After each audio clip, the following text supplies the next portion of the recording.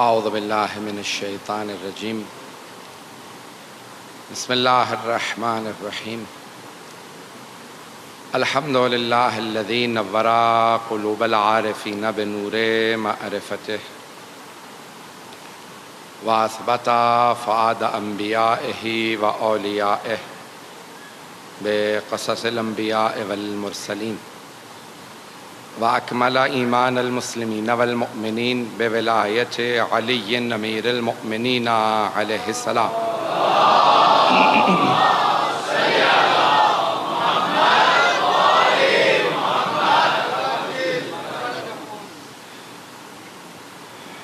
والصلاة والسلام والتحية والإكرام على أفضل الموجودات العبد المؤيد والرسول المسدد المصطفى الأمجد المحمود الأحمد أعني أبا القاسم محمد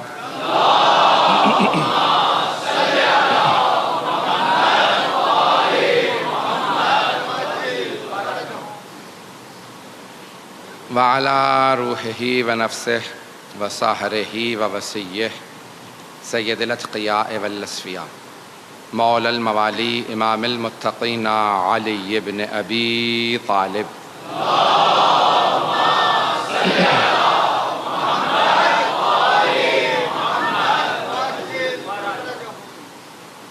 وعلی اوصیائہ لا سیما بقیۃ اللہ فی الارضین روحی وارواح العالمین لتراب مقدمہ الفدا واللعنة الدائمة على أعدائهم أجمعين من الآن إلى قيام يوم الدين أما بعد فقد قال الله الحكيم في كتابه الكريم بسم الله الرحمن الرحيم فأقم وجهك للدين حنيفا فطرة الله التي فطر الناس عليها لا تبديل لخلق الله ذلك الدين القيم ولكن أكثر الناس لا يعلمون صدق الله العلي العظيم صلوات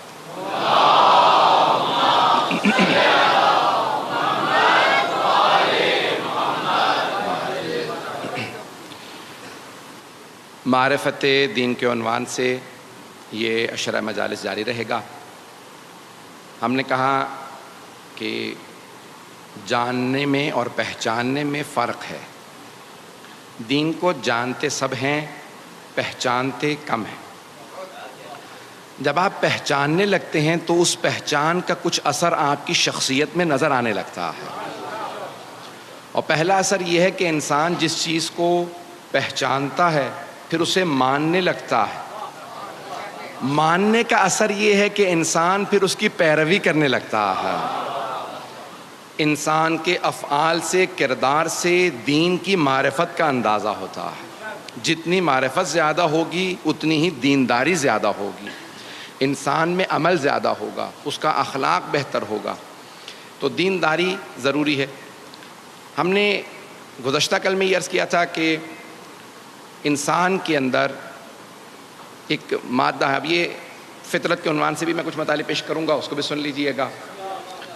اب یہ کیسے پہچانا جائے؟ دین تو بہت زیادہ ہیں دنیا میں، ادیان عالم بہت زیادہ ہیں، تو اب یہ کیسے پہچانا جائے کہ دین حق کون سا دین ہے؟ دین حق کی کچھ نہ کچھ پہچان ہونی چاہیے۔ باہر سے کوئی ہمیں آ کے بتائے نہ بتائے، ہماری عقل ہمیں بتاتی ہے دین حق کیا ہے۔ سب سے بڑی جو کسوٹی ہے، جو میزان ہے، جو کرائٹیریا ہے اللہ کی طرف سے دین حق کی معرفت کے لیے، وہ ہمارے پاس ہماری عقل ہے۔ ہم عقل پہ پہلے بھی بول چکے ہیں، گزشتہ 1-2 سال پہلے میں نے عشرہ بھی پیش کیا تھا، لیکن آج میں دین حق کے عنوان سے سب سے بڑی جو ہمارے پاس کسوٹی ہے، جو سب سے بڑا میزان ہے، وہ ہے عقل۔ نحنو عبید الدلیل، ہم لوگ دلیل کے، عقل کے غلام ہیں، بغیر دلیل کے کسی شے کو نہیں مانتے، اور ہمیں خود ہماری عقل دین حق کی طرف لے جاتی ہے۔ شاید میں نے کبھی پہلے پیش کیا ہو، لیکن یہ جملہ سن لیجئے گا۔ خود سائنسدانوں نے تحقیق کی ہے امریکہ میں، اور اس نتیجے پہ پہنچے ہیں کہ انہوں نے انگریزی میں جو لفظ استعمال کیا ہے there is a God gene inside all of us, ہم سب میں ایک ایسا جین پایا جاتا ہے جسے گاڈ جین کہا جاتا ہے، یعنی جو ہمیں خدا تک لے جاتا ہے. ہر انسان میں کچھ ایسے جینز ہیں جو اسے خدا تک لے جاتے ہیں. انہوں نے یہ بحث کی ہے کہ کیونکہ ہم سب کے اندر ایک گاڈ جین ہے جو ہمیں خدا کی طرف لے جاتا ہے، تو ہر انسان اپنے اپنے خدا کو مانتا ہے. ہمارے علماء نے خصوصاً علامہ حلی نے، آپ نے نام سن رکھا ہوگا، ان کی بہت سی کتابیں ہیں. کشف المراد عقائد پہ بہت بڑی کتاب ہے، لیکن باب ہادی اشر کہنے کو چھوٹی کتاب ہے لیکن بہت علمی اور گہری کتاب ہے. وہاں سے ایک دو مطالب پیش کروں گا، غور سے سنیے گا. علامہ حلی فرماتے ہیں، کہتے ہیں کہ انسان کسی ایک خدا تک نہیں، اسی عقل کے ذریعے کسی ایک خدا تک نہیں بلکہ حقیقی خدا تک پہنچ سکتا ہے.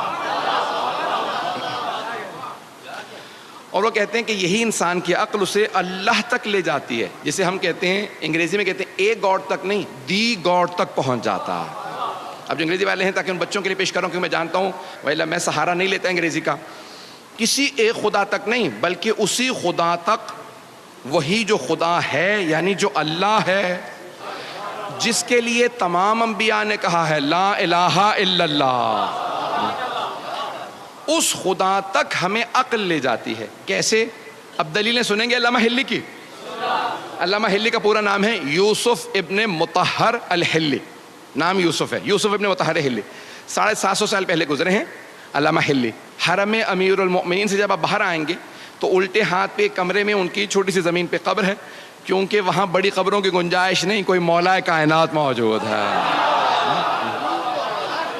تو وہاں بڑے بڑے علماء، بڑے بڑے فقہاء صرف اتنی درخواست کرتے تھے اگر ہمیں قبر میں کہیں قدموں میں جگہ مل جائے، زائرین کے، مولا کے نہیں، زائرین کے قدموں میں بھی جگہ مل جائے تو بڑی بات ہے. تو علامہ حلی کی وہاں قبر ہے، جب جائیں گے تو وہاں لکھا ہے یوسف ابن مطہر حلی. اتنا بڑا پہاڑ ہمارے فقہاء کا. اور جب ان کا انتقال ہوا، ان کے بیٹے فخر المحققین ان کے بیٹے ہیں، بہت بڑے ہمارے فقیہ ہیں. تو ان سے پوچھا کہ آپ نے اپنے بابا کو خواب میں دیکھا؟ کہا ہاں میں نے اپنے والد کو خواب میں دیکھا. کہا کچھ آپ نے پوچھا؟ کہا اتفاقاً خواب میں نے ان سے پوچھا کہ مرنے کے بعد آپ کے کیا کام آیا؟ تو آپ نے خود ہی فرمایا، علامہ حلی نے اپنے بیٹے سے کہا دو چیزیں بہت زیادہ کام آئیں. پہلی کتاب الالفین، انہوں نے کتاب لکھی، اس کا نام ہے الفین. الفین یعنی 2000، الف کہتے ہیں 1000 کو، الفین یعنی 2000. 1000 دلیلیں مولا علی کی افضلیت پہ اور 1000 دلیلیں ان کے خلیفہ بلا فصل ہونے پہ.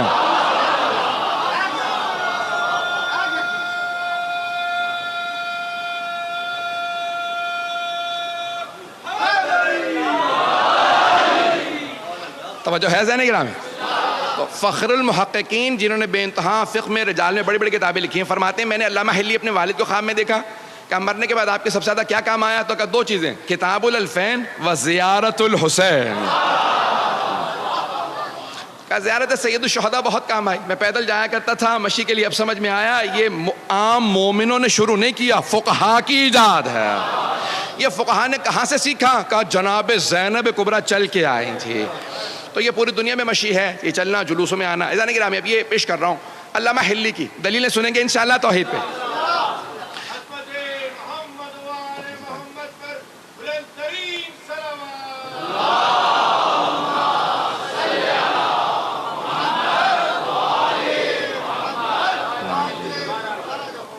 علامہ حلی فرماتے ہیں، کہتے ہیں کہ کسی ایک خدا تک نہیں بلکہ حقیقی خدا تک، اللہ سبحانہ و تعالیٰ تک انسان عقل سے پہنچ سکتا ہے. کہ اگر کوئی جنگل میں بھی پیدا ہو اور جنگل میں پیدا ہونے کے بعد بڑا ہونے لگے اور سوچے یہ اتنی بڑی کائنات ہے جو میں ساری کور ہی نہیں کر سکتا، ہر جگہ جا نہیں سکتا، چل پھر نہیں سکتا، یہ زمین اتنی بڑی ہے، باہر اتنے ستارے نظر آ رہے ہیں، مجھے کچھ سمجھ میں نہیں آ رہا، یہ خود بخود وجود میں آ سکتی ہے؟ تو خود بخود کہے گا اتنی پیچیدہ کائنات خود بخود وجود میں نہیں آ سکتی، کوئی بنانے والا ہونا چاہیے. اچھا وہ جو بنانے والا ہے یعنی خالق ہے، کیونکہ خود بخود چیزیں وجود میں نہیں آ سکتی، تو وہ خالق آیا بغیر طاقت کے ہو سکتا ہے؟ تو خود ہی کہے گا نہیں، اتنی پیچیدہ کائنات ہے، اتنی مشکل ہے، بنانے والے کو قدیر تو ضرور ہونا چاہیے، اسے قدیر ضرور ہونا چاہیے. تو اب وہ بنانے والا جاہل ہو سکتا ہے اتنی پیچیدہ کائنات بنانے کے لیے؟ تو نہیں اس کا مطلب ہے اسے علیم بھی ہونا چاہیے. آیا بنانے والے کو کبھی موت آ سکتی ہے؟ کہ نہیں پھر یہ نظام چلے گا کیسے؟ اس کا مطلب ہے بنانے والے کو حی و قیوم بھی ہونا چاہیے. لوگ ہیں تو علامہ ہلی کہتے ہیں کہ ساری دلیلیں انسان جو جنگل میں بھی پیدا ہو سوچتا رہے تو اس خالق تک پہنچ جائے گا جو اللہ سبحانہ و تعالیٰ قدیر بھی ہے، علیم بھی ہے، حی و قیوم بھی ہے. خود انسان اس حی و قیوم تک پہنچ جائے گا. امیر المومنین نے بھی اسی انداز سے کہا ہے، یہ اسی مولا کے فرمان سے انہوں نے باتوں کو لے کے آگے بڑھایا ہے. اگر سننا چاہیں گے میں آگے بڑھوں گا. عزیزان گرامی، اب یہ دین حق انسان عقل سے پہنچے گا تو پہلی چیز جو اپنے لیے واضح کرے گا وہ ہے توحید. میں انشاءاللہ اگلی مجلس میں دوسرے مقام پہ ہمارے عقائد کے عنوان سے رضویہ میں جب پیش کروں گا توحید کو تفصیلی پیش کروں گا، کیونکہ یہاں میرا عنوان دین ہے. تو اب دین میں جو دین حق کی ضروریات ہیں انہیں پیش کر رہا ہوں. اگر سننا چاہیں تو تفصیل سے توحید کو بیان نہیں کر سکتا، وقت نہیں ہے. لیکن یہاں ایک اس آیت کے اندر فطرت اللہ التی فطر الناس علیہا، تو انسان کی فطرت میں توحید ہے. انسان فطرتاً اللہ کو مانتا ہے. فطرت میں ہے کیسے؟ ایک دلیل دی ہے کسی اور بزرگ نے، اس کو دے پیش کر کے آگے بڑھوں گا. کہ مثال کے طور پہ ایک بچہ آئے اور آپ کو آ کے کہے کہ فلاں جگہ پہ یہ حادثہ ہو گیا، یا مثال کے طور پہ آگ لگ گئی. آپ سوچنے پہ مجبور ہوں گے، بچہ ہے. کچھ لوگ کہیں گے نہیں بچہ ہے، سننے کی ضرورت نہیں. اتنے میں ایک اور بچہ آ جائے اور دوسرا بچہ بھی آ کے وہی بات کہے جو پہلے بچے نے کہی تھی، وہاں آگ لگ گئی. اتنے میں بھی آپ سوچ رہے ہوں کہ 2 بچے آ چکے ہیں، تیسرا بچہ آ جائے کہ وہاں آگ لگ گئی ہے. کچھ لوگ کہیں گے بچے ہیں، بچوں کی کیا بات سننی. اتنے میں چوتھا، پانچواں، چھٹا، ساتواں، 10، 12، 14. اگر اتنے بچے آ جائیں تو ہر آدمی کہے گا بچے صحیح، بات تو ایک ہی کہہ رہے ہیں، نہیں پہنچا پایا. ارے بچے ہی صحیح لیکن بات ایک ہی دہرا رہے ہیں، سب کے سب ایک ہی بات کہہ رہے ہیں. وہاں کچھ ہو گیا، جا کے دیکھو تو صحیح. ایسا نہ ہو بچے ہیں لیکن بات صحیح کہہ رہے ہوں. تو امیر المومنین فرماتے ہیں ایک نہیں، 1,24,000 بچے نہیں، انبیاء سب کے سب ایک کے بعد آتے رہے، ایک کے بعد ایک آتے رہے اور ایک ہی بات کہتے رہے، لا الہ الا اللہ. بس سب ایک ہی بات کہہ رہے ہیں. ذرا جا کے دیکھو تو صحیح، ایسا نہ ہو میں ہی غلط ہوں، کوئی خدا ہو. عزیزان گرامی، کوئی خدا ہے جو سب کے سب انبیاء ایک ہی بات دہرا رہے ہیں. اور پھر سب سے بڑی بات، وہ انبیاء پیسے والے نہیں تھے، دولت والے نہیں تھے، انہی لوگوں میں سے تھے. لوگ اپنے زمانے کے، ان کے زمانے کے لوگوں نے پتھر مار مار کے جان سے مارتے رہے، شہید کرتے رہے، آگ لگاتے رہے، سب کچھ وہ مرتے رہے لیکن ایک ہی بات دہراتے رہے، لا الہ الا اللہ.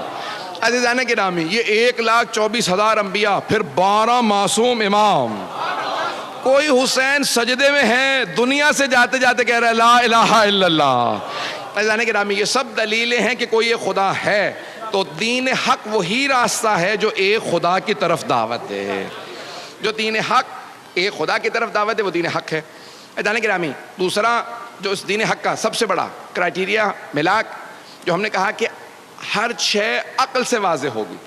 عقل سے، عقل یہ کہتی ہے کہ اگر خدا ہے، اور ابھی ہم ثابت کر چکے خدا ہے، تو پھر اس سے کوئی رابطہ برقرار ہو سکتا ہے؟ اس سے کوئی رابطہ ہو سکتا ہے؟ پھر اس کی صفات ہے، میں صفات میں نہیں گیا، وقت نہیں ہے. صفات ہے، اس میں عدالت آ جاتی ہے، عدالت کا ماننا ضروری ہے، وقت نہیں. انسان یہ سوچے گا اگر کوئی خدا ہے، اور ابھی ہم نے ثابت کیا خدا ہے، تو پھر اس خدا سے رابطہ ہو سکتا ہے. انسان تلاش کرے گا رابطہ ہو سکتا ہے، تو پھر کیسے ہو سکتا ہے؟ تو پھر انسان دیکھے گا کچھ ایسے ہستیاں آئی ہیں، انبیاء آئے ہیں جو کہتے ہیں ہمیں اللہ نے بھیجا. اگر اللہ سے رابطہ کرنا ہے تو پھر جن کو اس نے بھیجا ہے انہی کے ذریعے اللہ سے رابطہ ہو سکتا ہے. اسی کو وسیلہ بھی کہا جاتا ہے، توسل بھی کہا جاتا ہے. کہ خدا سے رابطہ ہو سکتا ہے لیکن وسیلے کے ذریعے. مستقیم بھی ہو سکتا ہے، مستقیماً بھی ہو سکتا ہے. یار مجھے پتا ہے مجمع جو ہے وہ کل اور آج بارش کے باوجود بھی الحمدللہ ہمارے منتظمین بتا رہے تھے کہ مجمع بے انتہا آیا. یہ آپ کی عقیدتیں ہیں، دین سے محبت ہے، حسین کا عشق ہے جو آپ کو لے کے آ رہا ہے.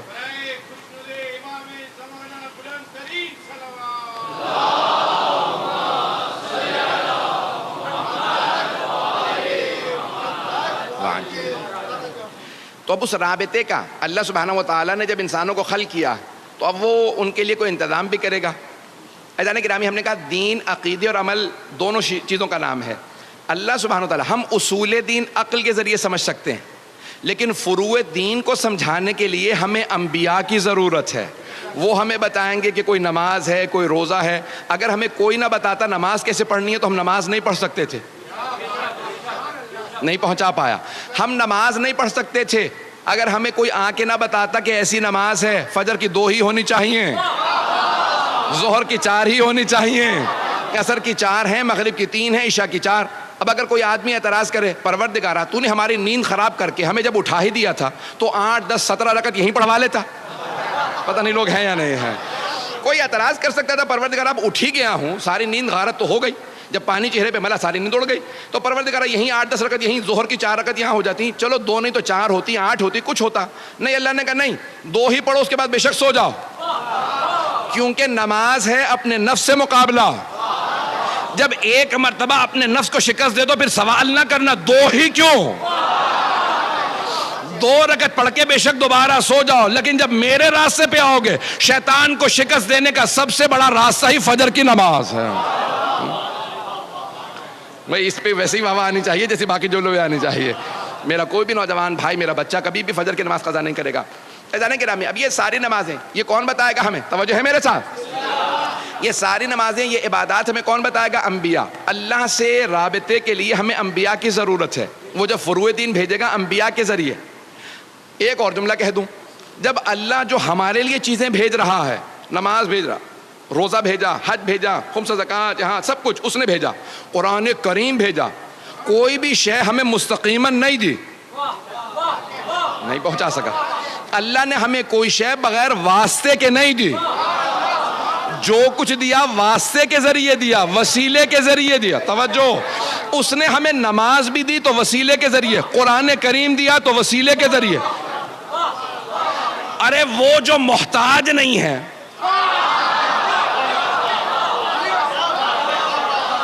وہ اللہ جو کریم ہے، صمد ہے، لم یلد ولم یولد ہے، محتاج نہیں ہے، جب وہ بھیج رہا ہے تو وسیلے کے ذریعے. تو جب ہم یہاں سے بھیجیں،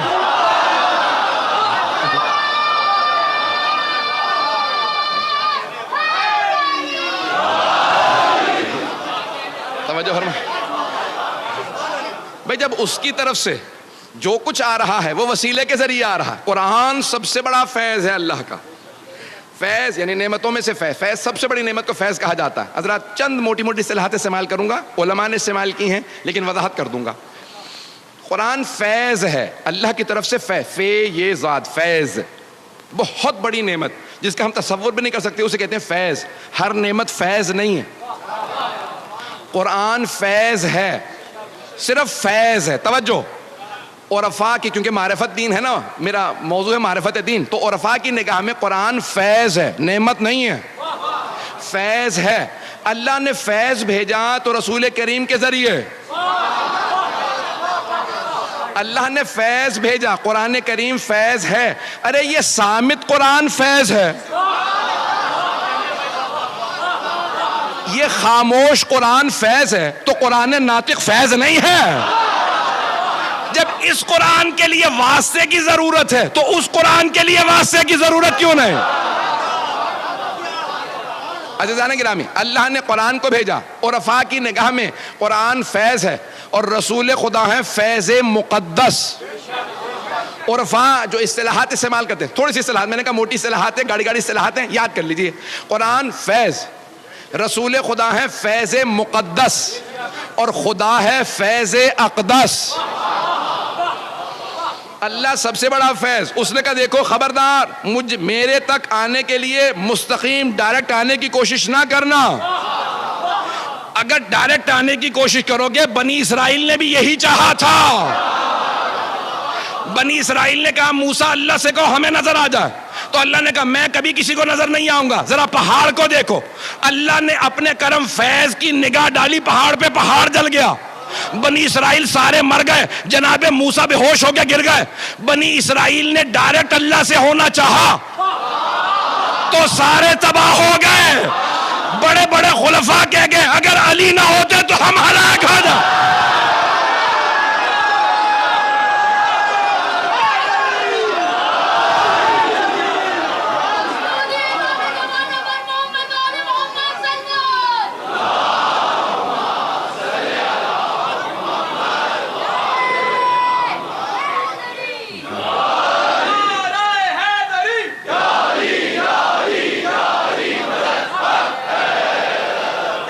توجہ فرمائے جانے کے رام.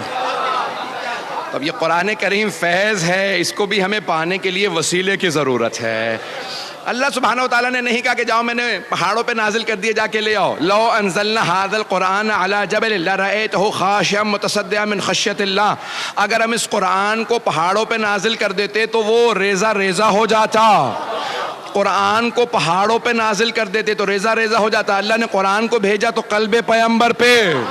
توجہ توجہ, سارے مجمع کی توجہ ہو. اذان گرامی, میں سارے اپنے مسلمان بھائیوں کا عقیدہ درست کرنا چاہتا ہوں.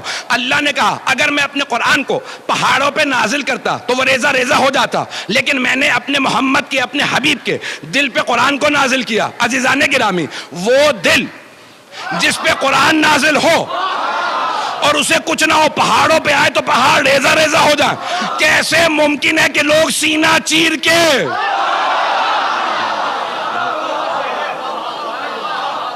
کیسے ممکن ہے کہ اس دل کو دھونے کی ضرورت ہو؟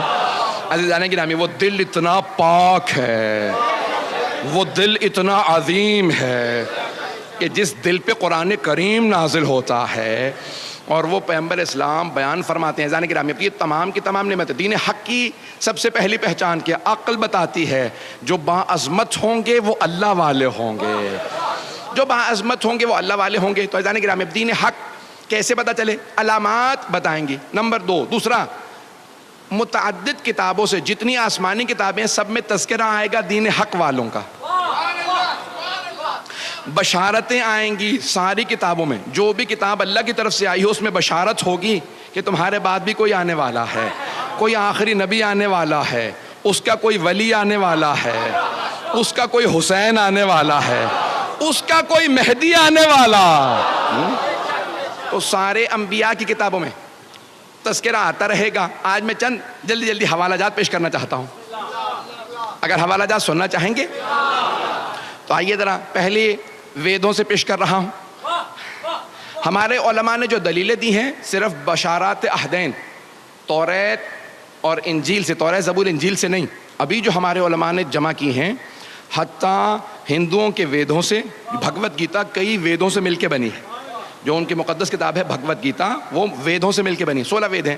تو ویدوں کے اندر, ویدھا جسے کہا جاتا ہے, اس میں سے ایک خود ہندو بہت بڑے پنڈت ہیں, انہوں نے کتاب لکھی ہے کالکی اوتار کے نام سے, اور اس میں انہوں نے ثابت کیا ہے کہ جو نشانیاں ساری ہماری ویدھا میں تھیں, کالکی اوتار یا کہہ لیں جو کائنات پہ اللہ کا سب سے بڑا, یا اس نے ایشور لکھا ہے خدا, جو سب سے بڑا خدا ہے, اس کا جو سب سے بڑا نمائندہ آئے گا اسے ہندی میں یا سنسکرت میں کالکی اوتار کہتے ہیں.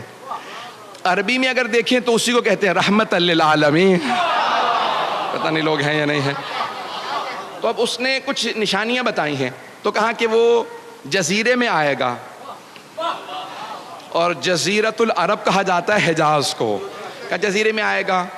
اور متعدد نام لکھے ہیں جو سنسکرت سے ہندی میں ترجمہ ہوئے ہیں, ایشور داس یا وشنو بھگت, یہ 2 الفاظ استعمال کیے گئے ہیں. توجہ ہے میرے ساتھ, گھبرا تو نہیں رہے ہیں؟ داس غلام کو کہتے ہیں, بندے کو کہتے ہیں, بھگت بھی بندے کو کہتے ہیں, ایشور سب سے بڑے خدا کو کہتے ہیں, اور وشنو بھی خدا کے ناموں میں سے ایک نام ہے جو ہندوؤں کے استعمال ہوتا ہے. بھگت یا داس جب عربی میں ترجمہ کیا جائے, بندہ تو عربی میں بنتا ہے عبد, اور سب سے بڑے خدا کو کہا جاتا ہے اللہ.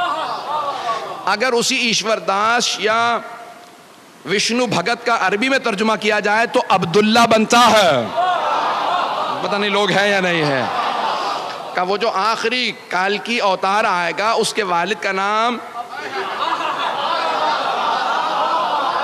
وشنو بھگت ہوگا, یعنی عبداللہ ہوگا. پتہ نہیں لوگ ہیں یا نہیں ہے.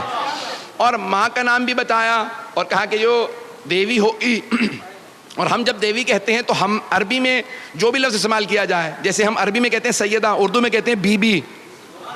شانتی یعنی امن سے ہے, اور اسے عربی میں ترجمہ کیا جائے تو امن سے ہے. آمنہ بی بی بنتی ہے. ابھی 3 منٹ میں نے صرف ایک کتاب پیش کی ہے ویدھا سے, ابھی تو میں 2-3 اور کتابیں پیش کرنے والا تھا, اگر سننا چاہیں گے. تو میں نے کہا حق دین حق کی علامات میں سے علامت ایک یہ ہے کہ تمام ادیان عالم میں اللہ کی جو آسمانی ادیان ہیں ان میں اس آخری نبی کا تذکرہ پایا جاتا ہوگا، صرف نبی کا نہیں، ان کے اوصیاء کا بھی تذکرہ پایا جاتا ہوگا۔ ایک بہت بڑے پروفیسر ہیں تھامس مکیلوین کے نام سے، تھامس مکیلوین، بچے نام یاد رکھیں تاکہ کبھی دلیل دینا پڑے۔ تو یہ امریکہ کے ہیں، بہت بڑے قابل آدمی ہیں، مقامی امریکی ہیں، سویڈن کی ایک یونیورسٹی کے اندر وزٹنگ پروفیسر ہیں۔ انہوں نے کتاب لکھی ہے اسلام ان بائبل۔ ان کا میں نے لندن میں اب سے 14-15 سال پہلے، شاید 16-18 سال پہلے، مجھے بھی یاد نہیں، بہت پہلے ایک انٹرویو لیا تھا۔ تو انہوں نے اس انٹرویو کے بعد کہا تھا میری زندگی کا سب سے بڑا اور اچھا انٹرویو یہی تھا۔ تو ان سے صحافی نے پوچھا کہ بھی میں نے 2-4 سوال کیے، اس کے بعد میں نے ان سے کہہ دیا تو آپ نے کیوں کہا؟ کہا کہ مجھے نہیں معلوم انہوں نے یہ سوالات کہاں سے کیے۔ میں نے کہا مجھے بھی نہیں معلوم، مجھے آتے جا رہے تھے، میں پوچھتا جا رہا تھا۔ تو اس تھامس مکیلوین نے ایک دلیل دی۔ یقین مانے میں نے بے انتہا کتابوں میں دیکھا کہ لوگوں نے کربلا کو توریت سے، زبور سے، انجیل سے ثابت کیا۔ کربلا کو بے انتہا لوگوں نے اپنی کتابوں سے ثابت کیا ہے کہ اس کا تذکرہ پایا جاتا ہے، لیکن تھامس مکیلوین نے غدیر خم کے واقعے کو بائبل سے ثابت کیا، اور کتاب چھپ چکی ہے۔ کتاب کا نام ہے اسلام ان بائبل، اسلام ان بائبل میں اسلام۔ اور انہوں نے بہت سی دلیلیں دی ہیں۔ اب میں 2 دلیلیں جلدی جلدی توریت سے دینا چاہ رہا ہوں، یا ایک دلیل سن لیجیے اور پھر ایک انجیل سے، اگر سننا چاہیں گے۔ عزیزان گرامی، یہ دلیل امام رضا علیہ السلام نے بھی دی ہے،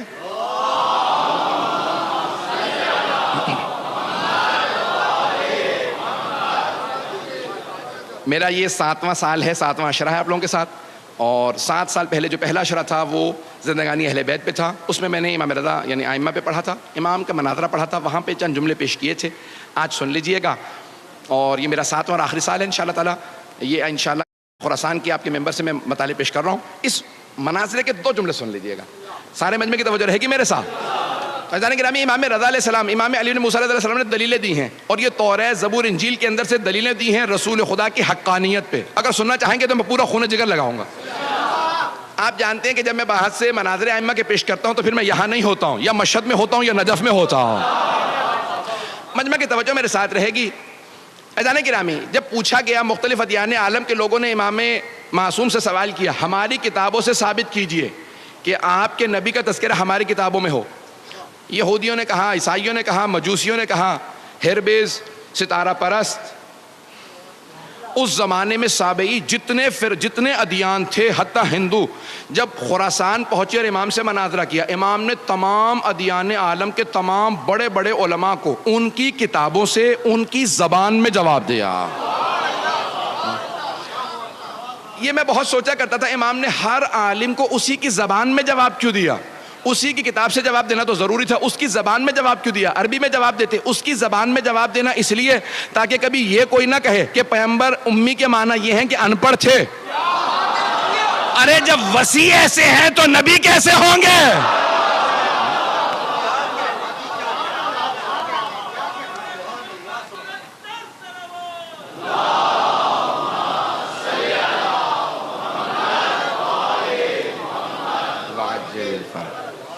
تو ایک مرتبہ مامون نے مناظرہ رکھا تھا، مامون رشید، نام آپ نے سن رکھا ہوگا، بنی عباس کے خلفاء میں سے ہارون رشید کے بعد اس کے دونوں بیٹے امین اور مامون۔ مامون ایران پہ حکمران تھا، حاکم تھا، بعد میں اپنے بھائی کو قتل کرنے کے بعد پوری حکومت اس نے قبضے میں لے لی تھی۔ تو اس نے امام رضا علیہ السلام کو خراسان بلوا لیا تھا تاکہ نظر رکھے اور جاسوسی کرتا رہے، اور کسی طرح سے ایک مناظرہ امام کو ہروا دے تاکہ پھر شیعہ امام سے دور ہو جائیں۔ اور جتنی اسے ضد تھی کہ امام ایک مناظرہ ہار جائیں، کسی طرح سے لوگوں کی نظروں میں گر جائیں، قدرت کو اتنی ہی ضد تھی کہ حق جھکنے نہ پائے۔ تو اب ایک مرتبہ مامون نے خاموشی سے منصوبہ بنایا اپنے ایک وزیر کے ساتھ، فضل ابن ربی سے کہا کہ بھئی کسی طرح سے دنیا کے جتنے بڑے بڑے ادیان عالم کے سب سے بڑے علماء ہیں، سب کو دعوت دو جو آئیں، آ کے مناظرہ کریں امام رضا سے، تاکہ ایک بھی مناظرہ اگر یہ ہار گئے تو میں تمام شیعوں کے خلاف استعمال کروں گا اور انہیں واپس اپنا دین چھوڑنے پہ مجبور کروں گا۔ اس نے کہا ٹھیک ہے، لیکن اس پہ بہت وقت لگے گا اور پیسہ۔ اس نے کہا مجھے پرواہ نہیں، پیسہ بھی لگے گا، ہم لگائیں گے، اور وقت درکار ہے، چند مہینے ہیں۔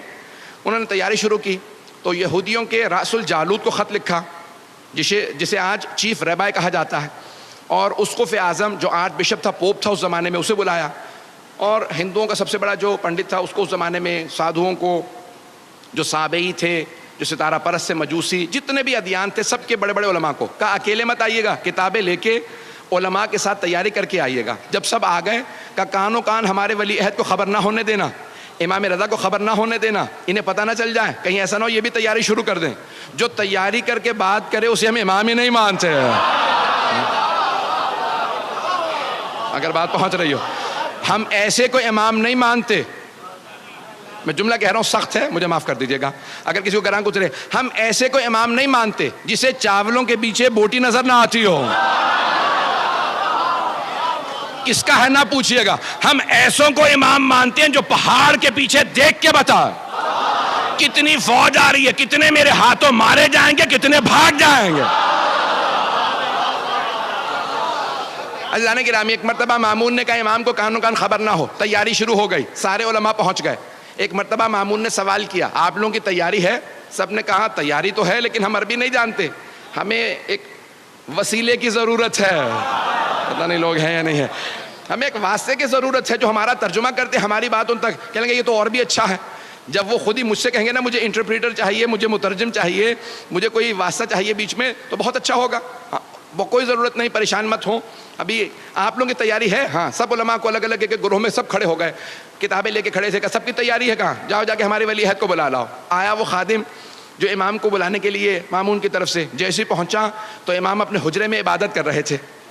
اچھا وہ خادم جو امام کی جاسوسی پہ لگایا گیا تھا نا کہ دیکھو یہ کیا کرتے ہیں، تو اس نے ہمیشہ دیکھا. واپس آنے کے بعد دل ہی دل میں وہ شیعہ ہو چکا تھا، تقیے میں چلا گیا تھا. تو اس سے پوچھا بھی کیا بات ہے، کیا دیکھتے ہو؟ کہ جب بھی جاتا ہوں نا جاسوسی کے لیے تو میں نے صرف 3 ہی حالتوں میں دیکھا، یا نماز سے ہوتے ہیں، یا روزہ رکھے ہوئے ہوتے ہیں، یا ذکر کر رہے ہوتے ہیں. لگتا کہا کہ اور کیا دیکھا؟ کہ جب یہ قرآن پڑھتے ہیں نا تو لگتا ہے قرآن آیا ہی ان کے لیے. جب نماز پڑھتے ہیں تو پتہ چلتا ہے نمازی صرف یہی ہے. روزہ خود گواہی دیتا ہے یہ روزے دار ہے، ذکر انہی کے لیے بنا ہے. تو ایک مرتبہ کہا جاؤ جا کے بلا لاؤ ہمارے ولی عہد کو. اچھا وہ بیچارہ ہو تو گیا تھا اندر سے امام کا ماننے والا، لیکن اب پریشان کہ کس طرح سے بلاؤں. تازہ تازہ جو آدمی آتا ہے نا اس کے لیے بھی مسئلہ ہوتا ہے کچھ. تو آیا اور آنے کے بعد کہا کہ مولا آپ کو مامون نے بلایا. امام نے اسے مسکرا کے دیکھا، کہا بلایا مجھے ہے، پریشان تو ہے. اس نے کہا مولا ایسی بات نہیں ہے، وہ وہاں مناظرے کے لیے تمام ادیان عالم کے سب سے بڑے بڑے علماء آ گئے. تو امام نے کہا کیا تجھے اپنے مولا کے علم پہ شک ہے؟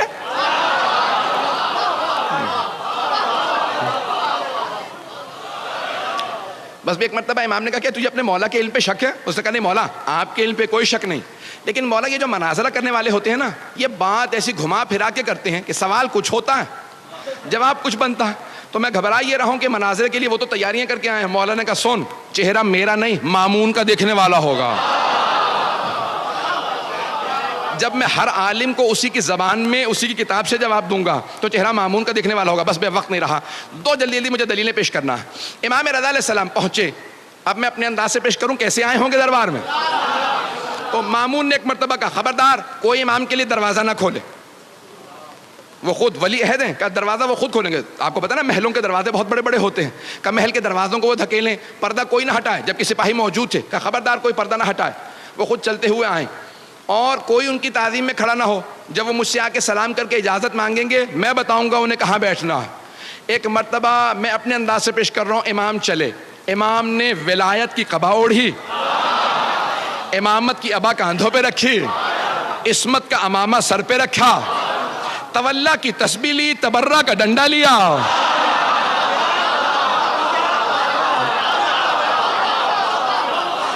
ایک مرتبہ نالین زیب تن کی.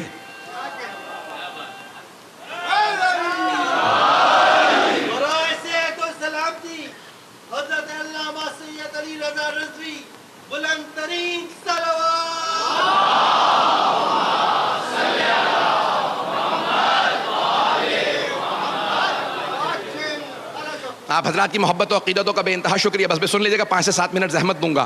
ایک مرتبہ امام چلے.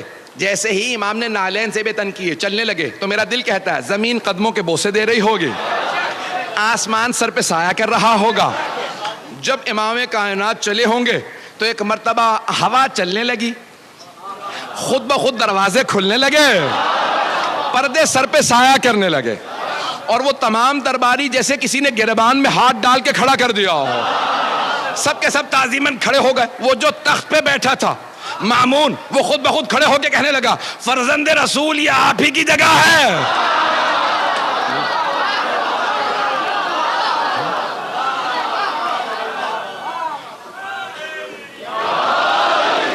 فرزند رسول یہ آپ ہی کی جگہ ہے، آپ تشریف لائیے. مولا نے کہا نہیں، میں تیرے تخت پہ نہیں بیٹھوں گا، تیرے تخت سے ظلم کی بو آتی ہے، میرے لیے ممبر لگوا دیا جائے، ہم وارث ممبر ہیں. ایک مرتبہ امام کے لیے ممبر لگایا گیا، امام ممبر پہ تشریف لائے. مامون نے فوراً امام کو دیکھا، کہا فرزند رسول کچھ لوگ سوالات کرنے آئے تھے. یہ نہیں کہا میں نے دعوت دے کے بلایا ہے سازش کے تحت اور یہ سب بڑے بڑے دور سے پیسے لے کے آئے ہیں، کچھ نہیں کہا. کہ فرزند رسول کچھ لوگ سوالات کرنے آ گئے تھے تو میں نے سوچا آپ ہی سے سوال پوچھ لے، میں کیا جواب دے پاؤں گا. مولا نے مسکرا کے مجمع کو دیکھا اور اس طرح سے دیکھا کہ سب کے ذہنوں پہ امام ایسے مسلط ہوئے کہ سب پہ روب طاری ہو گیا. جو الہی نمائندہ ہوتا ہے اس کا آنا بتاتا ہے یہ اللہ کا بھیجا ہوا ہے. ایک مرتبہ امام نے مجمع کو دیکھا، سب پہ ایک روب طاری ہوا، کہ ان کے چہرے پہ ہیبت و جلال، ان کا نور بتا رہا ہے یہ عام آدمی نہیں ہے. امام نے مجمع کو دیکھنا شروع کیا، کہا پہلے آپ لوگ سوال کریں گے یا پہلے میں سوال کروں. اب وہ اور زیادہ پریشان، کا یہ اکیلا آدمی اتنے بڑے مجمع سے کہہ رہا ہے کہ آپ سوال پہلے کریں گے، میں پہلے اتنا ہی نہیں یقین ہے اپنے علم پہ. امام نے کہا آپ پہلے سوال کریں گے پہلے میں سوال کروں گا. تو جو عیسائی آرچ بشپ تھا، جو ان کا پوپ تھا، جو سب سے بڑا ان کا پادری تھا، اس نے کہا ہم لوگ تو بہت زیادہ ہیں، آپ ہی کیوں نہیں ایک ایک سوال سب سے کر لیتے. امام نے کہا تو پھر میں آپ ہی سے شروع کرتا ہوں. پتہ نہیں لوگ ہیں یا نہیں. اسی نے دعوت دی تھی، امام نے کہا پھر میں آپ ہی سے شروع کرتا ہوں. کہا فرمائیے. امام نے کہا یہ بتاؤ حضرت عیسیٰ کو مانتے ہو؟ کہا ہاں. کہا کیا مانتے ہو؟ کہا ہم مانتے ہیں وہ ابن اللہ تھے. ابن اللہ یعنی اللہ کا بیٹا، سن آف گاڈ. وہ ہم مانتے ہیں کہ حضرت عیسیٰ اللہ کے بیٹے تھے. امام نے کہا میں بھی حضرت عیسیٰ کو مانتا ہوں.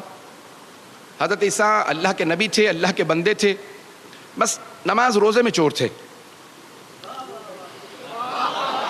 جیسے آپ خاموش ہو گئے نا، وہ سارا مجمع خاموشی میں چلا گیا کہ یہ امام نے کیا کہہ دیا. لیکن وہ عیسائی آرچ بشپ چیخنے لگا کہ کس نے آپ کو مسلمانوں کا عالم کہا؟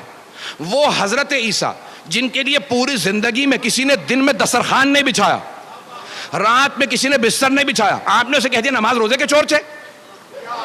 کہ دن میں دسترخوان نہیں لگا یعنی پوری زندگی روزے رکھے، رات میں کسی نے بستر نہیں بچھایا، وہ پوری رات تہجد پڑھتے تھے، آپ کہتے ہیں نماز روزہ نہیں کرتے تھے. امام نے کہا اچھا تو تم مانتے ہو نماز روزہ کرتے تھے؟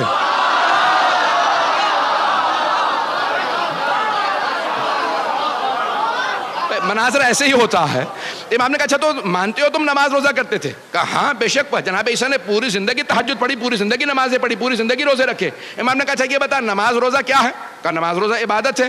امام نے کہا پھر سن، جو عبادت کرتا ہے وہ عبد ہوتا ہے، ابن نہیں. جو عبادت کرتا ہے وہ بندہ ہوتا ہے، بیٹا نہیں. پتہ نہیں توجہ ہے یا نہیں. امام نے کہا وہ بندہ ہوتا ہے، بیٹا نہیں. امام نے کہا تیرا سوال. اس نے کہا میرے پاس کوئی سوال نہیں. آپ نے سوال چھوڑا ہی کہاں ہے؟ ہمارے دین کی بنیادیں ہلا دی. ہمارے پورے دین کی بنیاد یہی ہے کہ عیسیٰ اللہ کے بیٹے ہیں. ابھی آپ نے ثابت کر دیا نہیں ہے، کسی اور سے بات کر لیجئے. امام نے فوراً یہودیوں کا رخ کیا. کہا یہودیوں تم جناب موسیٰ تک سارے انبیاء کو مانتے ہو، بعد والے انبیاء کو کیوں نہیں مانتے؟ کہا کیونکہ بعد والے انبیاء نے ویسے معجزات نہیں دکھائے جیسے جناب موسیٰ نے دکھائے تھے. جناب امام رضا علیہ السلام نے فرمایا، کہا قرآن کریم نے کہا کہ جناب موسیٰ نے 2 معجزات دکھائے. جیب میں ہاتھ ڈال کے نکالتے تو ید بیضا تھا، نور نکلتا تھا. ہاتھ میں عصا ہوتا تھا، زمین پہ پھینکتے تو اژدہا میں تبدیل ہو جاتا. کہا 2 معجزات قرآن کریم نے بتائے، تم بتاؤ تم کتنے معجزات مانتے ہو؟ کہا یہی 2 معجزات ہم بھی مانتے ہیں.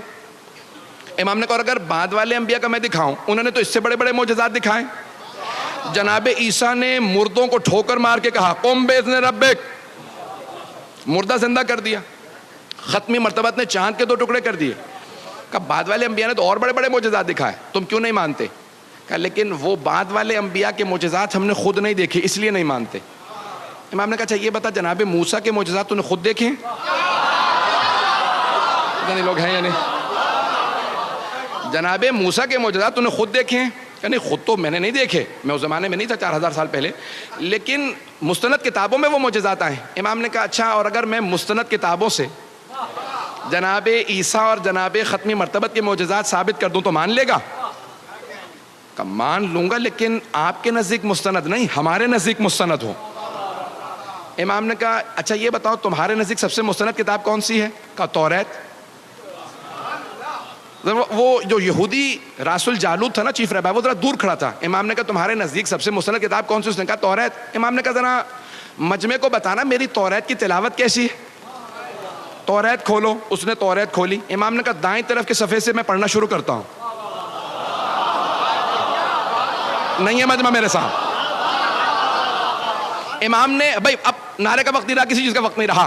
امام نے ایک مرتبہ عبرانی زبان کے اندر, عبرانی ہیبرو زبان میں توریت کی تلاوت شروع کی. جیسے امام نے تلاوت شروع کی, اس نے آدھا صفحہ سنا, فوراً توریت کو بند کیا. کہا رک جائیے, آپ وہاں ممبر پہ بیٹھے, میں یہاں کھڑا ہوں, یہ آپ کو پتا کیسے چلا میں نے صفحہ کون سا کھولا؟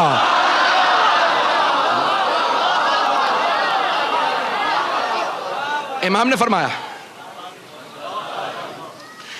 فرمایا کہا کہ اگر بغیر دیکھے بتا نہ سکوں تو حجت خدا کیسا؟ امام نے کہا ذرا مجمع کو بتا میری توریت کی تلاوت کیسی ہے؟ کہا ایھا الناس ہے لوگوں, میں گواہی دیتا ہوں یہ توریت کو مجھ سے بہتر جانتے ہیں, ان کی تلاوت بھی مجھ سے بہتر ہے, ان کا علم بھی مجھ سے زیادہ ہے. امام نے کہا تم نے کہا تھا نا تمہارے نزدیک مستند کتاب ہو, اب میں حوالہ دے رہا ہوں. بائبل تینوں کتابوں کا نام ہے. جب کہتے ہیں نا بائبل تو توریت, old testament, psalms of David and the new testament, تینوں مل کے بائبل بنتی ہیں. اولڈ ٹیسٹمنٹ جو ہے وہ توریت ہے, سامز آف ڈیوڈ زبور ہے, اور نیو ٹیسٹمنٹ انجیل. بات واضح ہو گئی ہے؟ جن کو ابھی تک واضح نہیں ہوئی بعد میں ریکارڈنگ سن لیجیے گا, میری رفتار بڑھتی رہے گی. عزیزان گرامی, امام رضا علیہ السلام نے فرمایا کہ توریت سے حوالہ دے رہا ہوں. کہ تمہاری کتاب ہے مانتے ہو؟ کہا ہاں. امام نے کہا حوالہ چاہیے نا ہمارے نبی کا, بعد والے انبیاء کا. کہا ذرا توریت کھولو. سورہ تمہاری کتاب کا سورہ حبقوق, اس نے فوراً سورہ کھولا جو ٹرومنی انگلش کے اندر. امام نے کہا وہاں پہ آیت نمبر 11 سے لے کے 19 تک میں تلاوت کرتا ہوں, اور سنتے چلے جانا. اب سارا مجمع سن رہا, مامون بھی دیکھ رہا ہے کہ کیا ہوتا ہے, یہ توریت سے ثابت کر رہے ہیں.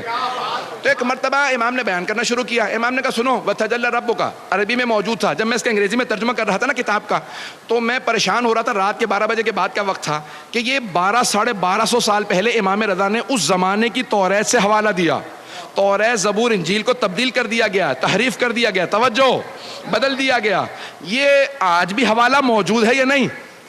2007 یا 8 کی بات ہے جب میں ترجمہ کر رہا تھا. میں فوراً آن لائن ہوا. اس زمانے میں وائی فائی ابھی دستیاب نہیں تھا. میں نے جا کے دیکھا gospel.com پہ کہ گیٹ وے ٹو بائبل. میں نے دیکھا کہ بھئی یہ موجود ہے یا نہیں, عربی کی عبارت کو, کیونکہ شیخ صدوق نے عربی میں لکھا تھا. میں نے فوراً وہاں ٹائپ کیا تو آج موجودہ توریت میں امام کا حوالہ موجود تھا. میرا یقین اور زیادہ بڑھ گیا. ہم ایسے امام کی امامت کے قائل ہیں کہ جن کی نگاہیں دیکھ لیں توریت بدل جائے گی, لیکن تبدیل ہونے کے بعد بھی 1250 سال بعد جو حوالہ توریت میں رہے گا وہ حوالہ امام نے دیا. امام نے وہ حوالہ دیا. ایک مرتبہ امام نے کہا کھولو. اب وہاں پہ کہا وَتَجَلَّى, اب آپ کے رب نے اپنی وحی کو نازل کیا, وحی کو نازل کیا. Your Lord sent his manifestation, انگریزی ترجمہ بھی وہاں پہ موجود ہے کہ آپ کے رب نے اپنے وحی کو نازل کیا. اللہ طور سینا, on Mount Sinai, طور سینا پہ. کہا یہ طور سینا پہ کس پہ وحی نازل ہوئی؟ تو فوراً وہ راس الجالوت نے, یہودیوں کے سب سے بڑے عالم نے کہا جناب موسیٰ پہ, دنیا جانتی ہے جناب موسیٰ پہ وحی آئے. کہا مانتے ہو نا؟ کہا ہاں. کہا ذرا اگلی آیات کی تلاوت کرو. اور وَتَجَلَّى رَبُّكَ, اور تمہارا رب وحی نازل کرے گا علی جبل السعیر, انگریزی میں تھا ماؤنٹ سائر. کا جبل سعیر پہ, ماؤنٹ سائر پہ, جبل سعیر پہ, کوہ سعیر پہ وحی نازل کرے گا. کہا بتاؤ یہ کوہ سعیر پہ کس پہ وحی آئی؟ ایک مرتبہ یہودی عالم خاموش ہو گیا. کہا میں نہیں جانتا. امام نے کہا کتاب تمہاری ہے, سورہ تمہارا, آیت تمہاری کتاب کی, ذرا ایک مرتبہ تم سننا, میں بتاتا ہوں. امام نے عیسائیوں کا رخ کیا. کہا اے عیسائیوں, کیا تمہارا عقیدہ ہے کہ جناب عیسیٰ پہ جبل سعیر پہ وحی آئی تھی؟ سارے عیسائیوں نے کہا ہاں ہم مانتے ہیں کہ جناب عیسیٰ پہ جبل سعیر پہ وحی آئے. امام نے کہا یہودیو, تم کہتے ہو مستند کتاب سے حوالہ دو تو مان لو گے, تمہاری کتاب میں تذکرہ ہے کہ بعد والے نبی پہ جبل سعیر پہ وحی آئے گی.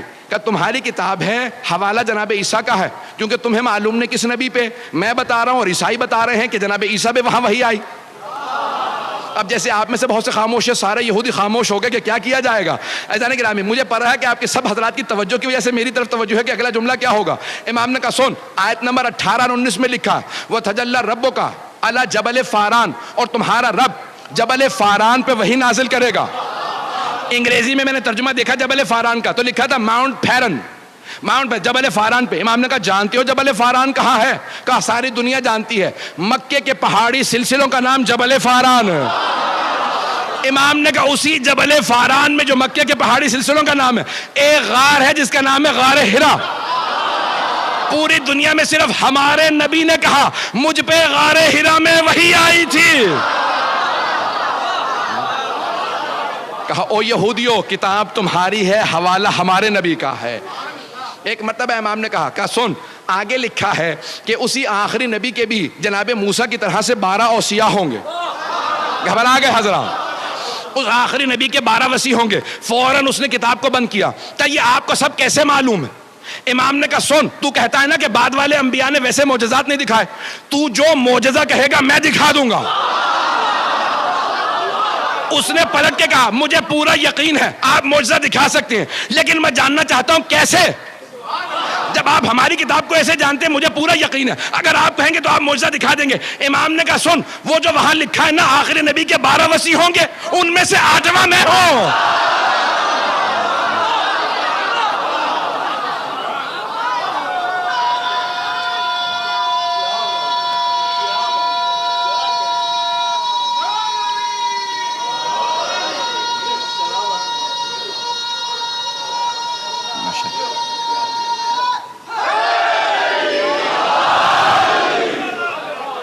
توجہ فرمائے جانے گا. دین حق وہ ہوگا, دین حق وہ ہوگا جس کی حقانیت کی دلیلیں تمام کتابوں میں ہوں گے. تمام آسمانی کتابیں گواہی دیں گی یہی دین حق ہے. دین حق کے جو پہنچانے والے ہیں وہ حبیب خدا ہیں, اور وہ بتا کے گئے ہیں کہ میری مقدس کتاب کا نام قرآن ہے, اور ان کے ساتھ میں اپنی آل کو چھوڑے جا رہا ہوں جو قرآن کے ساتھ ساتھ رہیں گی, یہ کبھی جدا نہیں ہوں گے. اب جو قرآن نیزوں پہ بلند کرتے نظر آئیں وہ آل کے اور قرآن کے دشمن ہیں, اور جو نیزوں پہ سر بلند ہو کے بھی قرآن سناتے نظر آئیں وہ وارثان قرآن ہیں, وہ آل محمد ہیں, وہ اوصیاء رسول خدا ہیں. تمام کے تمام مسلمانوں حتیٰ عیسائیوں نے گواہی دی ہے کہ جہاں جہاں سے نیزے پہ سید الشہداء کا سر گزرتا تھا قرآن کی تلاوت کرتا نظر آتا تھا. عزیزان گرامی, پہلی محرم گزر گئی ہے, سید الشہداء سفر میں ہیں, ابھی کربلا نہیں پہنچے ہیں, 2 محرم کو پہنچیں گے. جاننا چاہتے ہیں سفر کہاں سے شروع ہوا؟ یہ 28 رجب کو مدینے سے سفر شروع ہوا. زیادہ وقت نہیں ہے, میرا آپ سے وعدہ ہے ذرا کچھ دیر کے لیے میرے ساتھ مدینہ منورہ چلیے. وہاں ایک حسین اپنے نانا کی قبر سے وداع کرنے جا رہے ہیں. آپ کے ذہنوں میں ہے نا, یزید نے خط لکھا مروان کو, کہا کہ مجھے حسین کی بیعت چاہیے. امام حسین نے انکار کر دیا. بس بھئی وقت نہیں ہے کہ تفصیل میں جاؤں, ذہنوں میں واقعہ ہے آپ کے. جب کہا نا کہ بیعت چاہیے, امام نے کہا نہیں بیعت نہیں کروں گا. پھر تیار ہو جاؤ ہے حسین, یزید پھر فوج لے کے آئے گا. کہا نانا یہ آپ کا شہر ہے, میں نہیں چاہتا میری وجہ سے آپ کے شہر پہ حملہ ہو. مقدس جگہوں سے امام اس لیے کوچ کر گئے, جانتے ہیں جنگ ہوگی, حملہ ہوگا, بیعت نہیں کروں گا. جب وداع کرنے گئے نا تو سب سے پہلے نانا کے روضے پہ گئے. جب نانا کے روضے پہ گئے, دیکھنا چاہیں گے کیسے گئے؟ قبر نبی پہ گئے, ابھی جناب ام سلمہ موجود تھیں. جیسے ہی امام حسین کو آتا دیکھا, جناب ام سلمہ نے کہا میرا لال. جناب ام سلمہ نے پالا تھا نا جناب سیدہ کے ساتھ مل کے. کہا میرا لال کیا بات ہے؟ کہا نانی اماں, میرے جد رسول خدا کی امت مجھے مدینے میں رہنے نہیں دے رہی, میں اپنے نانا سے وداع کرنے آیا ہوں. قبر سے لپٹے رونے لگے, یہاں تک کہ روتے روتے بے ہوش ہو گئے. اتنا روئے, نانا سے بڑی محبت تھی. رسول خدا گود میں لے کے امام حسین کو پیار کرتے تھے, زبان چساتے تھے, بہت پیار کرتے تھے. اتنی ہی امام حسین کو محبت تھی. قبر سے لپٹ کے رونے لگے. جب رو رہے تھے نا تو بے ہوش ہو گئے. تو اب الوقائع والحوادث میں مرحوم ملبوبی نے لکھا ہے, کہتے ہیں جب بے ہوش ہوئے نا تو ایک مرتبہ دیکھا رسول اسلام اپنی قبر سے اٹھے ہیں, امام حسین کو گلے لگا رہے ہیں. امام حسین نے خواب دیکھا کہ رسول خدا اٹھے, گلے سے لگایا. امام حسین کو ایک جملہ کہا, کہا نانا میرے لیے کیا حکم ہے آپ کا؟ کہا ان اللہ شاء ان یراک قتیلا، میرے لال مشیت الہی یہی ہے کہ آپ اپنی جان قربان کر دیجئے، راہ خدا میں جان دے دیجئے۔ کہا نانا مجھے جان دینے سے کوئی شکوہ نہیں ہے، لیکن نانا میری بہنوں کے لیے کیا حکم ہے؟ نانا میری بہنوں کے لیے کیا حکم ہے؟ تو ایک مرتبہ اب پیغمبر کی آنکھوں میں بھی آنسو آ گئے، پیغمبر کی آنکھوں میں آنسو، تو جانتے کیا فرمایا؟ کہ ان اللہ شاء ان یراہن سبایا، کہ مشیت الہی یہی ہے کہ انہیں قیدی بنایا جائے گا۔ اب روتے ہوئے اٹھے امام حسین اور نانی سے ملنے لگے۔ لوگوں نے پوچھا کیوں رو رہے ہیں؟ کہا میرے نانا نے بتایا ہے کہ میری شہادت ہوگی۔ کہا شہادت پہ رو رہے ہیں؟ کہا نہیں مجھے شہادت پہ کوئی رونا نہیں آ رہا۔ کہا پھر کس بات پہ رو رہے ہیں؟ کہا میری بہنیں قیدی بنائے جائیں گے، میں بہنوں کی قید پہ رو رہا ہوں۔ اجرکم اللہ۔ بہت روئے۔ اب یہاں پہ اہل سنت نے ایک روایت لکھی ہے، ہماری شیعہ کتابوں میں بھی ہے، کہ جناب ام سلمہ نے کہا بیٹا کہاں جا رہے ہیں؟ امام حسین سے کہا نانی اماں میں کربلا جا رہا ہوں۔ جیسے کہا نا کربلا جا رہا ہوں، جناب ام سلمہ رونے لگی۔ کہا بیٹا کربلا نہ جائیے گا، آپ کے نانا نے مجھ سے کہا تھا اے ام سلمہ میرا یہ لال حسین کربلا میں مارا جائے گا۔ کہا نانی اماں وہ وقت آ گیا ہے، نانی اماں وہ وقت آ گیا ہے۔ بس بھی نکلے نا جیسے روضہ رسول سے باہر، تو جناب عبداللہ حضرت عبداللہ ابن عباس آ گئے۔ انہوں نے آ کے کہا کہ مولا کہاں جا رہے ہیں؟ حسین کربلا نہ جائیے گا، عراق نہ جائیے گا۔ عراق میں یہ جو کوفے والے ہیں نا، انہوں نے آپ کے بابا سے وفا نہیں کی تھی، بھائی سے وفا نہیں کی تھی، کوفے والے وفا نہیں کریں گے، آپ عراق نہ جائیے۔ مولا نے کہا میں شہادت کے لیے جا رہا ہوں، میں جانتا ہوں وہ وفا نہیں کریں گے، وہ مجھے مار دیں گے، میں شہادت ہی کے لیے جا رہا ہوں۔ تو جناب عبداللہ ابن عباس رونے لگے۔ کہا آپ شہادت کے لیے جا رہے ہیں؟ پھر مجھے سمجھ نہیں آتا بہنوں کو ساتھ کیوں لے جا رہے ہیں؟ کہا کہ یبنا عباس، اے عباس کے بیٹے، میں جب شہادت دوں گا تو دین بچے گا اور میری بہنوں کی قید سے میری شہادت بچے گی۔ اب میں ایک سوال کروں آپ سے، بہنوں کی وجہ سے شہادت بچے گی، بہنوں کی مظلومیت کی دلیل کیا ہے؟ چھوٹے چھوٹے بچے، ایک چھوٹی سی بی بی جس کے کانوں سے بالیاں اتاری گئی تھی، جسے پورے رسے میں تماچے لگے تھے، جو خیموں میں بھی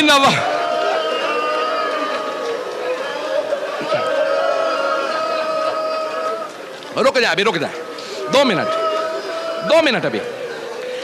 ابھی نہیں 2 منٹ، میں جانتا ہوں آپ سے برداشت نہیں ہوگا۔ جناب سید الشہداء نے فہرست تیار کی، کون کون میرے ساتھ کربلا جائے گا؟ حضرت عباس سے کہا عباس ہے میرے بھائی، یہ فہرست ہے، تمام مردوں کو بتا دو کون کون ساتھ جائے گا۔ جناب عباس نے کہا علی اکبر آپ کا بھی نام ہے، قاسم آپ کا بھی نام ہے، سب کو نام بتاتے رہے۔ جانتے ہیں کس کے نام پہ روئے؟ ایک چھوٹا سا بچہ تھا، کسی بی بی کی گود میں تھا۔ اب بچے سے تو کہہ نہیں سکتے تھے کہ اس بچے تو کس سے کہا؟ اس بی بی سے کہا فاطمہ صغرا علی اصغر کا نام بھی۔ اجرکم اللہ۔ بس میں تمام کیا، 2 منٹ کی زحمت۔ سب کو بتایا کس کس کا نام ہے، کہا آپ کا بھی نام ہے، مستورات کے بھی نام بتایا، کہا عباس راستے کے لیے پانی لے لیجئے گا۔ جناب عباس نے مشکیزوں پہ پانی بھرنا شروع کیا، پانی بھر کے اونٹوں پہ لادنا شروع کیا، بہت زیادہ پانی لیا۔ کہا نہیں مولا میں نے اتنا پانی رکھ لیا پانی ختم نہیں ہوگا، نہ جانے کون سا لشکر آئے گا جسے پانی پلا دیں گے۔ بس ایک مرتبہ پانی بھر لیا، مولا عباس نے، غازی عباس نے پانی اونٹنیوں پہ سب پہ رکھ دیا۔ اب ایک مرتبہ مولا حسین نے کہا عباس اونٹنیوں پہ اماریاں لگا دو، پردے کا انتظام کر دو۔ کتنا پردے کا اہتمام ہے۔ جوانان بنی ہاشم سے کہو کھڑے ہو جائیں، اب میرے گھر سے بیویاں آئیں گی۔ مولا مسند بچھا کے بیٹھ گئے، اندر سے خاتون آواز دیتی کون سی بیوی آ رہی ہے، مولا اسی طرح سے آواز دیتے، اونٹنی آ کے بیٹھتی، مولا آواز دیتے، اندر سے آواز آئی حسن مجتبیٰ کی بیوہ آ رہی ہے۔ جناب ام فروہ کے آنے پہ مولا حسین نے آواز دی قاسم ماں کا بازو تھامو سوار کرا دو۔ سارے مصائب میں نے چھوڑ دیے، اتنے میں کسی اندر سے خاتون نے کہا لیلا آ رہی ہیں۔ جناب سید الشہداء نے کہا علی اکبر ماں کا بازو تھامو۔ جناب علی اکبر نے بازو تھاما، ماں کو سوار کرایا۔ اتنے میں عبداللہ ابن سنان راوی ہے، وہ کہتا ہے میں نے سنا کسی نے آواز دی علی کی بیٹی ام کلثوم آ رہی ہیں۔ ایک مرتبہ مولا حسین نے کہا عباس بہن کو سوار کرا دو۔ جناب عباس آگے بڑھے، جناب ام کلثوم کو ناقہ پہ سوار کرا دیا۔ اتنے میں کسی نے آواز دی علی کی بیٹی زینب کبریٰ۔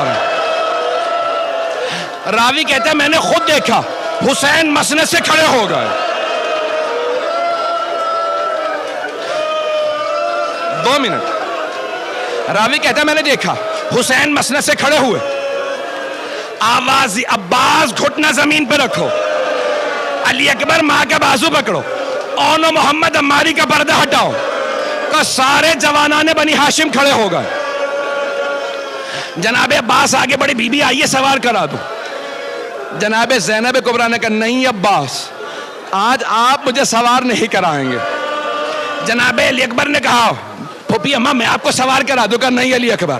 اون محمد نے کہا اماں ہم کا نہیں، آج رک جاؤ۔ مولا حسین نے کہا بی بی آپ کو میں سوار کرا دوں۔ کہا بھیا مجھے معاف کر دے لیکن آج آپ سے بھی سوار نہیں ہونا چاہتی۔ بہن پھر کون سوار کرائے؟ کہا بھیا جو مجھے 11 محرم کو سوار کرائے گا۔ آج وہی مجھے سوار کرائے۔ میرے مولا نے آواز دی میرا سجاد بیٹا پھپھی کو سوار کرا دو۔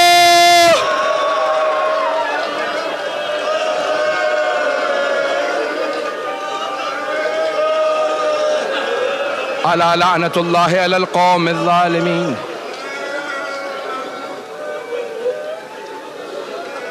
وَسَيَعْلَمُ الَّذِينَ ظَلَمُوا أَيَّ مُنْقَلِبٍ يَنْقَلِبُونَ۔ صرف 2 جملے دعا کے، ہاتھوں کو بلند کیجئے گا۔ پروردگارا واسطہ 11 محرم کا، جب ایک بوڑھی بی بی ہر بی بی کو سوار کرا رہی تھی، یہاں تک کہ اس بی بی نے اپنی ماں کی کنیز جناب فضہ کو بھی سوار کرا دیا، لیکن جب اس بی بی کی باری آئی نا تو ایک مرتبہ اس بی بی نے، اس بڑی باعظمت بی بی نے مولا سجاد کو دیکھا گلے میں طوق ہے، ہاتھوں میں زنجیریں ہیں، پاؤں میں بیڑیاں ہیں۔ اب بی بی نے مولا سجاد کو آواز نہیں دی، جانتے ہیں کیا کیا؟ فرات کا رخ کیا اور بڑی حسرت سے کہا میرے بھیا عباس۔